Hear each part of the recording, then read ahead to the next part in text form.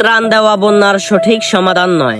2024 সালে ফেনীবাসী বন্যায় যে পরিমাণ ক্ষতিগ্রস্ত হয়েছে, এখনো অধিকাংশ মানুষ সে ক্ষতিটাই কাটিয়ে উঠতে পারেনি। 2025 সালে ফেনীবাসী আবারও বন্যায় কবলিত হলো। মাননীয় প্রশাসনের দৃষ্টি আকর্ষণ করে একটা কথা বলতে চাই, বন্যা কেন হয়, কোন কারণে হয়, এই বিষয়টা একটু খতিয়ে দেখবেন, কিংবা বন্যা হওয়ার যে কারণগুলো এগুলো বিশ্লেষণ করার পর এটার সঠিক একটা সমাধান করবেন। যে সমস্ত বাঁধগুলা ভেঙে গিয়ে বারবার আমরা বন্যায় ক্ষতিগ্রস্ত হচ্ছি, ওই বাঁধগুলা নির্মাণে যথেষ্ট পরিমাণ কঠোরভাবে নজরদারি রাখবেন। মাননীয় প্রশাসনকে ছোট্ট করে আরেকটি কথা বলে দিতে চাই, ঢাকা কিংবা চট্টগ্রাম মানুষ যেদিকেই যাক না কেন আমাদের ফেনীর উপর দিয়ে যাইতে হবে।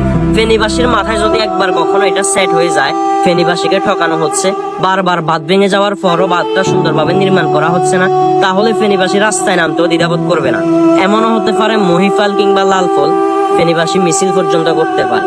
ফেনীবাসীকে একটা কথা বলতে চাই, যদি কখনো এমন হয় বাঁধ নির্মাণে প্রশাসন আমাদেরকে কোনোভাবে সহায়তা করতেছে না, তাহলে ফেনীবাসী কি মিছিলে নামার জন্য প্রস্তুত? কমেন্ট বক্সে জানাবেন। ধন্যবাদ সবাইকে। আসসালামু আলাইকুম।